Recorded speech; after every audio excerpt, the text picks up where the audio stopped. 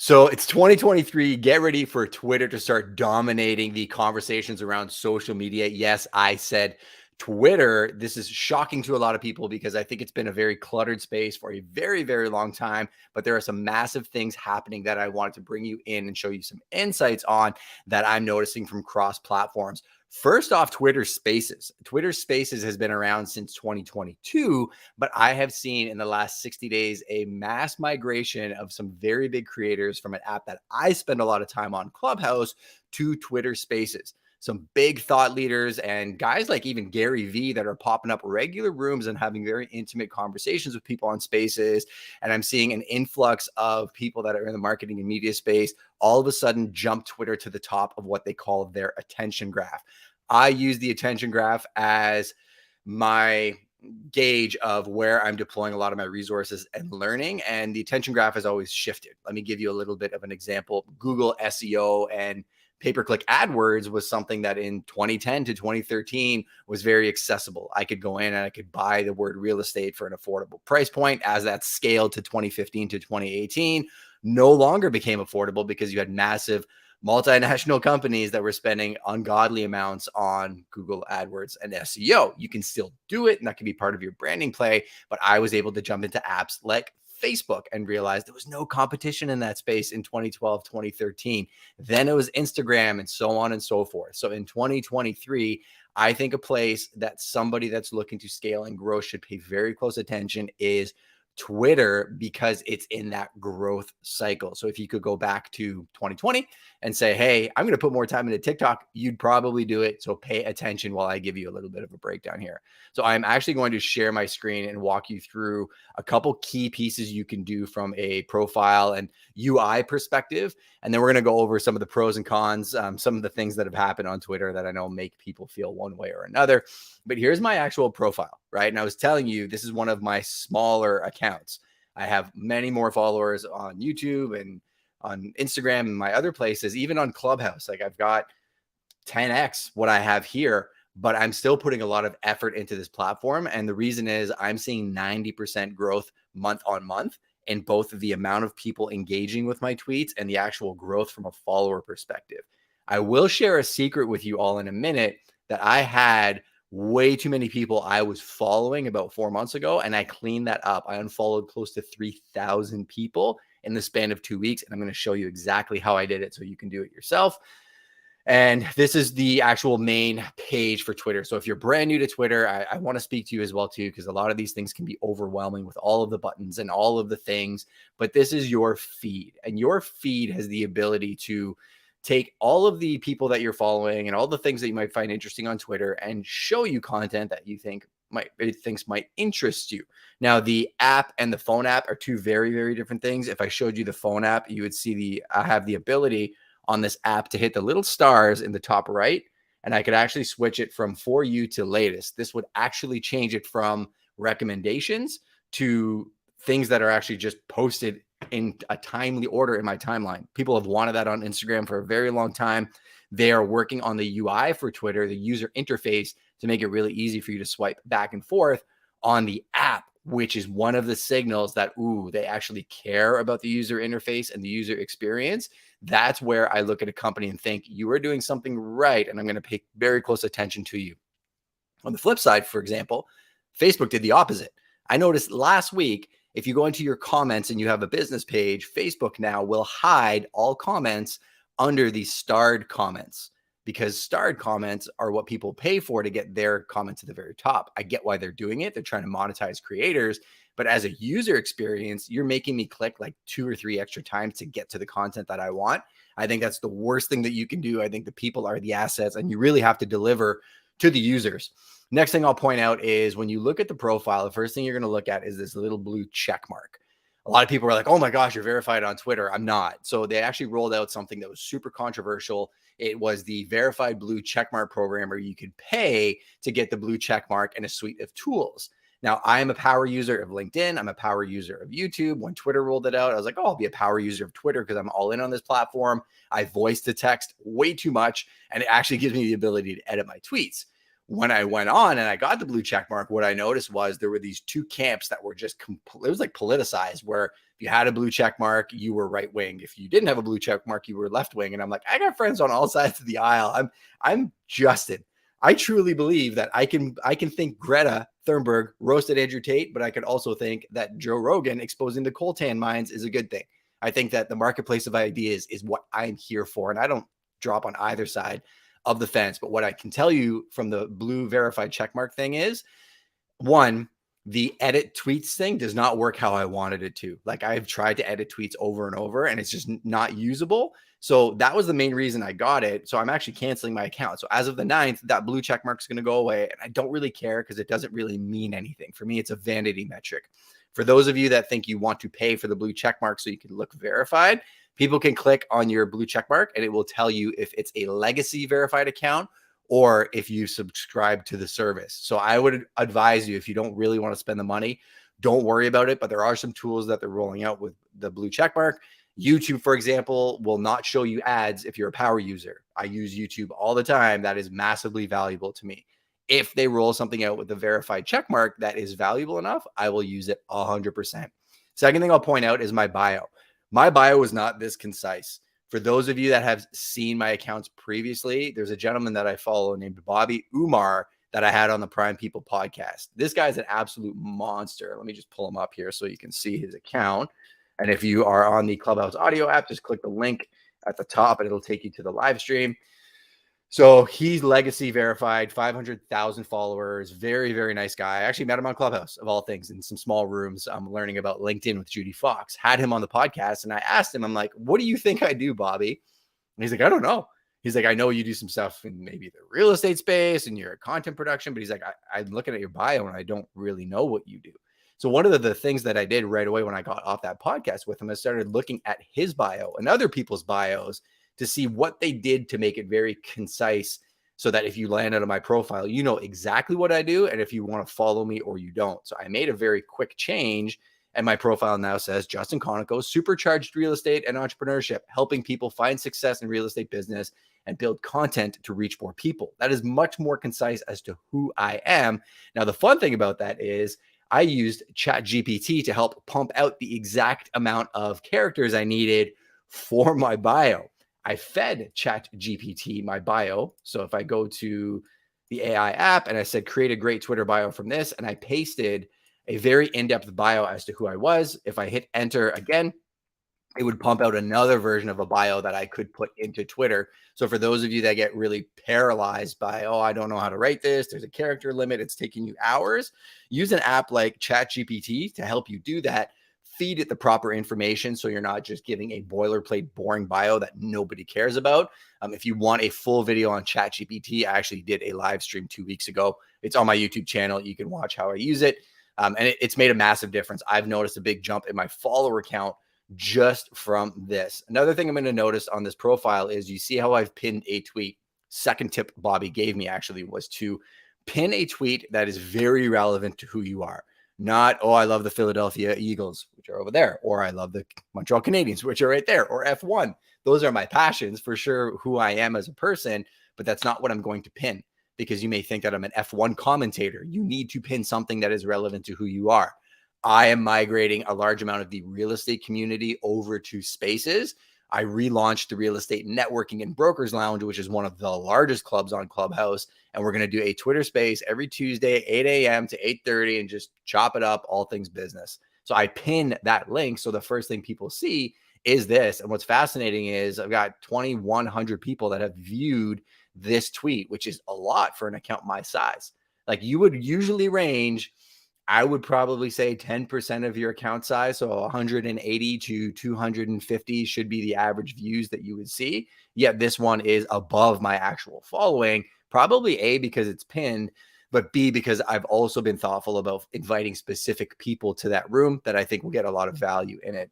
Hey, Erica, I see you in the live stream. So we're live streaming this on YouTube and Facebook, and I appreciate the comment. I see Mr. Ramon Ray. Yes, it is very, very powerful. Linnell Burns, Dream Plan Start Grow. I see you. Good morning, Kim Farr. Kim Farr, you need to come to the Twitter space on Tuesday, as I do you, Olivier Maurice. I thank you, everybody else, for being here. It's a packed room this morning. If you want to join, click at the top of the room. There's a link that'll bring you to my live stream.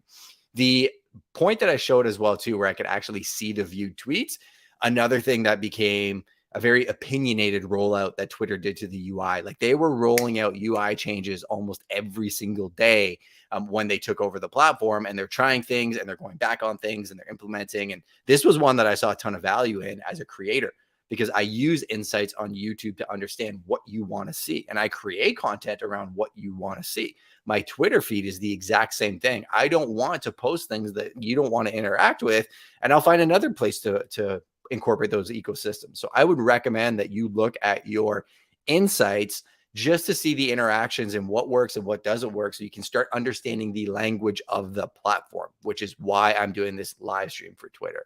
So I'm going to go down my feed a little bit more to show you something else.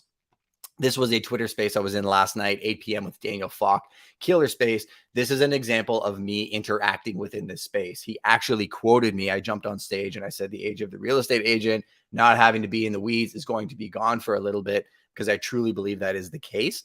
I think this is another one I did last night. Real estate agents out here acting like it's Air Force One and too good to pick up the phone. They need a full team of gatekeepers. I promise you, my calendar is full, but I'm more accessible than you can imagine. So the words and the language that I'm using on Twitter is really establishing who I am and where I'm at in the transition of my business, right? There's been a huge shift in the housing market. People are very uncertain. They're concerned. So instead of being in a bull market where it's really just attention and volume, right now it is expertise. People are hiring me because of my market intelligence and my network. So I'm putting that forth into the universe, which is attracting the right people to my world. Guys like Daniel Falk, who works in the GTA, who could be a great referral partner for me. He retweets that into his space. He's got 10,000 plus followers and very dialed in audience. All of a sudden, those people are DMing me, which is happening, right? But you have to go out and you have to interact and you have to engage without any expectation of a return. I interact in his spaces because I genuinely think that they're great. He's been on my podcast. I've showed up consistently there for probably 3 months. And now we're in a position where he has that no like trust factor, knows that I'm not there to just be selfish and not give. And now he's interacting with me. So that's something you should look to do, is go and find people that are in your space that you really want to collaborate with, which I'm going to show you next. Another tool at the very top of my profile, you're going to see the More button. This exists on the desktop platform, and you'll see something called lists on your phone. It actually is at the very top of your screen. They just did this UI shift, and I love it. So these pinned lists that you see with the little pin button, they actually show up, and I can just swipe back and forth between the different ones. I'm going to highlight the CRE one. So CRE, fun fact, is commercial real estate. Fun fact about Justin, I started in commercial real estate. A lot of people think I just sell luxury homes and new developments and all that. Commercial real estate is my passion. Multifamily, strip malls, industrial, large offices, tenant representation. If you know anybody looking for a commercial real estate location, call me. Even if it's not in my city, I have one of the best networks of commercial real estate agents on the planet, and I can hook you up directly with them. All my contact info is below, and you can DM me on Instagram. I'm super easy to find. But this is a list that I created, and you can see there's only 28 members, which isn't a ton of people, but it is a very dialed in list of who I want to interact with, so I can tell the algorithm who I want to see more of. CRE Romans is a phenomenal account. I'm going to show you another super hack if you want to get more people into this ecosystem and in your followers, so that you're really telling Twitter who your audience is. But I could actually scroll down this list and see a lot of posts about people that are in the commercial real estate space. Eddie Gonzalez is a friend. Sean has become a friend. I can go on and on. And what's really cool about this is if I wanted to do a Twitter space on commercial real estate on a regular basis, I literally have a list that I can DM all these people and say, hey, do you guys want to do a pop-up, right? I already have a curated list, and I literally have lists. Let me go back and I'll actually show you who I have lists for. Commercial real estate, I like fly fishing. You'll notice it's got a little lock button. So I actually made this list private. The commercial real estate list is public because, hey, if you want to follow commercial real estate agents, Justin will help you do that. And it goes on and on. Friends, people local to London, Ontario, people that are into photography, press. So if you're looking to get press and be featured nationally, I have been invited to speak. I've been interviewed by Bloomberg and Global News and London, and all of the Rogers TV had me on to speak about real estate because I have a very concise group of people that are in the press and I'm interacting with them. You understand the methodology. I don't have to go on and on, but I would definitely recommend you make some lists. But check this out. When you're looking for people that are in the commercial real estate space, if I click on CRE Romans and I unfollow them, yes, and then I follow them, I don't know if it's going to do it on the desktop app. If you do it on the actual iPhone app, he's probably going to be like, why are you following me and unfollowing me, Justin? There, it happened. So suggested followers pops up on the iPhone app. So I hit follow all, and it's going to follow 8 people that are in the commercial real estate space. I know it doesn't seem like a lot, but if you keep doing that consistently with people that you actually enjoy, you're going to start building a larger list of people that you are following that are in that space. But what do you do when that list gets completely cluttered and you're like, I follow too many people and my follower count ratio is off and so on and so forth? I'll explain that right now, actually, and I'll give you a tool that I use to unfollow about 3,500 people. So if you go to my profile, you'll see my following ratio. I always want more followers than people than I am following. If I'm following 10,000 people and 800 people are following me, Twitter looks at my account and is like, well, nobody likes the content Justin's putting out there. He's just following everybody, maybe expecting them to follow back. It ends up hurting your ranking dramatically. I didn't know this. I was just very much like, I'll follow everybody. I like everybody. Did 2 things. One, my feed ended up being just filled with people that were in like MMA and, sports and things that weren't related to my business. And I want to use this as a business tool. 2, I couldn't see the content from the people that I actually wanted to see because there was too many. So there was an app that I found in the summer called Tweety, Tweepi. If you're on the live stream, you can see it. You can go back to my YouTube video to see the actual app. I'm going to show you how I actually did the unfollowing. One thing I'll mention though, is there's a lot of apps out there that people will use that they think they can growth hack. They could think they can set the auto, like build my followers or buy my followers. Kim Walsh Phillips just talked about this. That is death to your social platforms. If you're using these applications to just growth hack and get 10, 20, 30, 40,000 followers, you're going to shoot yourself in the foot. And I know large creators in the real estate space that are literally winning awards and speaking on stages because they have these massive followings. You click on their following and you look at their posts, and every account that's actually commenting on it is a bot in Thailand or somebody that doesn't have an actual account or doesn't have any posts. Like, you can see it is fake. And what's brutal about that is they're never going to have the conversions. I would way rather have 1,000 real people that know who I am and will engage with me than 100,000 fake followers. You may fool the general public, but the other creators that are the ones you actually want to start collaborating with and doing things with, they're going to know exactly what you did. So please, please, please stay away from that strategy. And if you are somebody that is a newer creator looking up to these bigger guys, comparison is the thief of joy. You don't know how they built their account. Just worry about how you're building yours. But here's Tweety. So there's a whole bunch of different tools. You can get this for $12 a month. I paid for it for 1 month, and then I put a reoccurring reminder in my phone to unfollow people every day until I got to a great follower ratio. I haven't used this in months. I just spent $12 for this live stream for you so I could show you. So please hit that subscribe or like button or jump in the comments. Let me know if you appreciate this so I can tell my wife that $12 was put to good use. If not, I'm still happy to do it, and I appreciate this community so much. Right over here, you'll see unfollow recommendations. So this was literally why I got the app. I had 3,500 people I was following. I had less than 1,000 people that were following me. I've since then almost tripled my following, and this is one of the reasons why I helped that. So if I click the unfollow recommendation, it's going to use an algorithm to look at a few different things. It's going to look at their follower ratio, which is one of the reasons why it's recommended, but it's also going to look at our interactions and if they're interacting or not. Now, I didn't just click unfollow everybody. I would actually go through this list and look at people as to who I actually know. So she's in the real estate space in Toronto, potentially a referral partner. So I'm not going to unfollow her. Potentially we could interact down the road, but this person, no idea. Patty Crawford, sorry. This is a client of mine. He's a great dude. So I'm going to skip him. So you can actually skip these people and go down this list. Black Dog, I eat there all the time. I'm definitely not going to unfollow them. They just may not be super active. Victor Harris is a great guy in tech. We actually represented them. Great guy. Nathan works for me. Definitely not going to follow him. Michelle Tanner, Cam Baker. So you can see a lot of these people, ATC MMA, Adrenaline Training Center, Sam Stout, Mark Hominick, Chris Hordecki, Chad Laprise. I've trained there doing jiu-jitsu for years. These guys are UFC superstars. They don't have a super active account.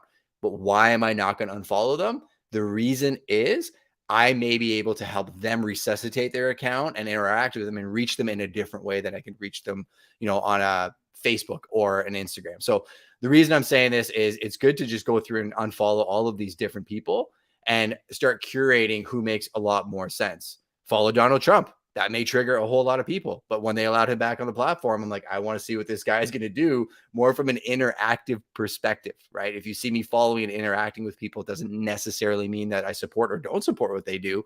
It's more I'm looking to see how the platform and people are interacting with it at a high level. Another thing I want to show you is up here. It says followers and people that I follow. There's 966 that don't follow me. So this was another place that I went to that I looked at. And the way I did it was I actually looked at when did they last tweet? This is pretty dialed in. Matt's never tweeted. I'm not going to unfollow him because he's a client, but he's never tweeted. I'm going to give him a hard time about it next time I've seen it. But I was actually able to look and say, well, she hasn't tweeted in 8 years. So she's probably not active. And this is when I will actually go through this list and start Sirhan. I work with Ryan Sirhan.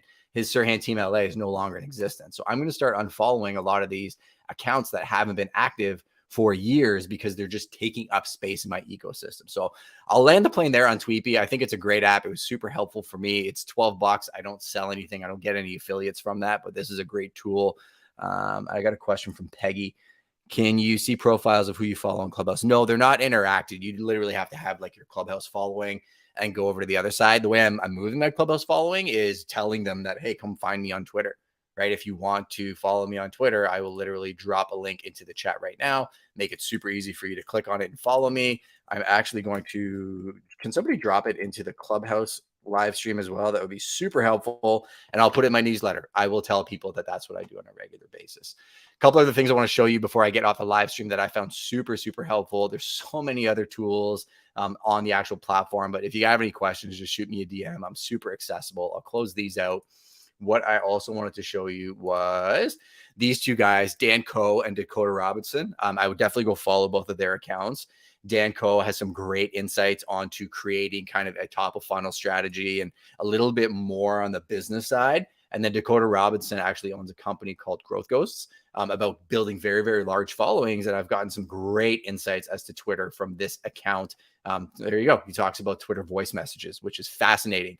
Another thing I didn't mention about Twitter, Elon Musk has made it known that he's trying to turn Twitter into WeChat. In China, one of the biggest places on the planet, they have one app where they do everything. They send voice notes, they send money, they communicate, they watch videos.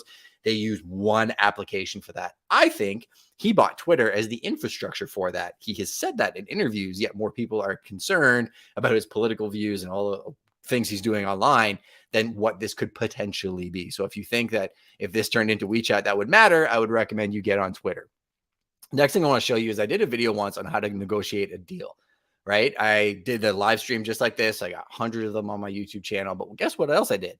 I took the video and I transcribed it into text. I'm like, what can I do with this? Could I turn this into a blog post and maybe a Twitter thread? Well, I'm going to show you how I could actually do that live. And one of the best things about Twitter I find these days, and put this in your calendar. If you're committed to Twitter, jump in the comments, let me know, say, I am committed. This is a tweet, right? This is a pin. This is a pin. This is a tweet. When I go down a little bit further, let me see. This is a thread. So you can create a thread in one tweet. So it doesn't take up your entire feed, but you can start with a top end tweet and then go down and create a conversation around it. It is very powerful. I'd recommend doing Twitter threads at least once a week. And another growth hack is if you do a Twitter thread and it does really well, use those tweets for long form and short form video content. Pull up the actual tweet and then do a video on it. Twitter is Alex Hormozy's super hack of how he creates his content calendar. It's a stream of consciousness. And then the tweets that do the best become his videos. That's a conversation for another day. But I took this text that I transcribed and I went to Chat GPT and I said, create a viral Twitter thread from this content. And then I just pasted all of that text. And guess what Chat GPT will do? It will actually create a Twitter thread from my transcribed video content. And this is where the rubber meets the road.